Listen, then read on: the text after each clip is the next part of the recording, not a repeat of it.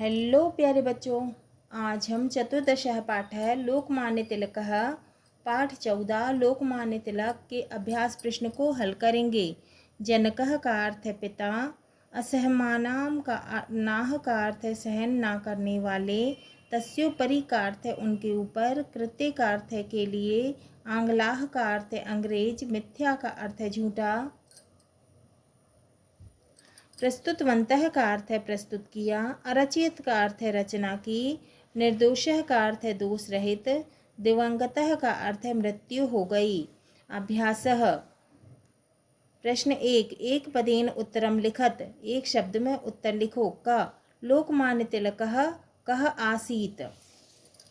लोकमान्य तिलक कौन थे? उत्तर है महान देशभक्तः। तो लोकमान्य तिलक कौन थे? महान देशभक्त। ख तिलकः केन उपाधिना विभूषितः। तिलक किस उपाधि से विभूषित हुए? उत्तर है लोकमान्यः। ग तिलकस्य प्रभावेण देशे का संजाता। तिलक के प्रभाव से देश में क्या हुआ? उत्तर है नवचेतना। नवचेतना जागृत हुई थी। घ तिलकः कस्मिन् मासे दिवंगतः। तिलक किस मास में दिवंगत हुए? उत्तर है अगस्त मासे। किस मास में दिवंगत हुए थे? अगस्त के महीने में। इंगा कस्य सहायतां प्रभुः करोति। किसकी सहायता ईश्वर करता है? उत्तर है कर्मशीलस्य, कर्मशील की। प्रश्न 2 एक वाक्येन उत्तरम लिखत। का तिलकस्य जन्म स्थानम कुत्र अस्ति। तिलक का जन्म स्थान कहाँ है? उत्तर तिलकस्य जन्म स्थानम महाराष्ट्र प्रांते रत्नागिरी मंडले अस्ति। तिलक का जन्म स्थान महाराष्ट्र प्रांत में रत्नागिरी जिले में है। ख तिलकस्य जनकः कः आसीत। तिलक के पिता क्या थे? उत्तर तिलकस्य जनकः कुशल शिक्षकः लेखकः आसीत। तिलक के पिता कुशल शिक्षक व लेखक थे। ग तिलकः छात्र जीवने कम निश्चयम् अकरोत्। तिलक ने छात्र जीवन में क्या निश्चय किया? उत्तर तिलकः छात्र जीवने निश्चय अकरोत् यत् अहं शासकीय सेवां न करिष्यामि, आजीवनं भारतस्य स्वतंत्रतायाः कृते संघर्षं करिष्यामि च इति। तिलक ने छात्र जीवन में निश्चय किया कि मैं सरकारी नौकरी नहीं करूँगा, जीवन भर भारत की स्वतंत्रता के लिए संघर्ष करूँगा। घ तिलकेन कः ग्रंथः रचितः। तिलक द्वारा किस ग्रंथ की रचना की गई थी? तो उत्तर है तिलकेन गीता रहस्य इति ग्रंथः रचितः। तिलक द्वारा गीता रहस्य ग्रंथ की रचना की गई। इंग तिलकः के किम अघोषयत। तिलक ने क्या घोषणा की? उत्तर स्वराज्यं मम जन्मसिद्धः अधिकारः अस्ति इति तिलकः अघोषयत। स्वराज्य मेरा जन्म सिद्ध अधिकार है, ऐसी तिलक ने घोषणा की। प्रश्न 3 रेखांकित पदानि आश्रित्य प्रश्न निर्माणं कुरुत। तो हमें प्रश्न का निर्माण करना है, प्रश्न बनाना है। का लोकमान्य तिलकः महान देशभक्तः अस्ति। तो हम लोकमान्य तिलक की जगह क्या लिखेंगे? कः। उत्तर है कः महान देशभक्तः अस्ति। लोकमान्य तिलक की जगह क्या लिखेंगे? कः महान देशभक्तः अस्ति। तो रेखांकित पदों से जो है हमें रेखांकित पद हैं उनसे हमें प्रश्न का निर्माण करना है। तो ये रेखांकित है, तो इसकी जगह हम क्या लिखेंगे? कः। ख तिलकः राष्ट्र सेवायाः कृते संलग्नः अभवत्। उत्तर प्रश्न बनाया हमने, तिलकः राष्ट्र सेवायाः की जगह क्या लिखेंगे? कस्याः कृते संलग्नः अभवत्। ग जनजागरणस्य कृते सः शिवराजोत्सवस्य गणेशोत्सवस्य च प्रारंभम् अकरोत्। उत्तर कस्य जनजागरणस्य की जगह क्या लिखेंगे? कस्य। कस्य कृतेज्ञः शिवराजोत्सवस्य गणेशोत्सवस्य प्रारंभ अकरोत्। घ कर्मशीलस्य सहायतां प्रभुः करोति। कर्मशीलस्य की जगह क्या आएगा? कस्य। तो उत्तर प्रश्न बनाया हमने, कस्य सहायतां प्रभुः करोति। इंगा तिलकः भारत भालस्य तिलकम इव भाति। उत्तर कः, तिलकः की जगह कः, भारत भालस्य तिलकम इव भाति।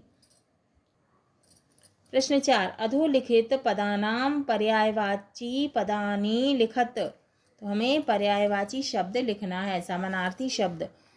उत्तर क, पिता का समानार्थी है जनकः। ख, निर्भयः का समानार्थी है अभयः। ग, मिथ्या का समानार्थी है अनृत्यम। घ, परमेश्वरः का समानार्थी है प्रभुः। इंगा, भालः का समानार्थी है मस्तकः। 5वां प्रश्न, अधोलिखित पदानां विलोम पदानि लिखत। उत्तर, अब हमें विलोम शब्द लिखना है। क, निर्दोषः का विलोम शब्द होगा सदोषः। ख, परतंत्रता का विलोम होगा स्वतंत्रता।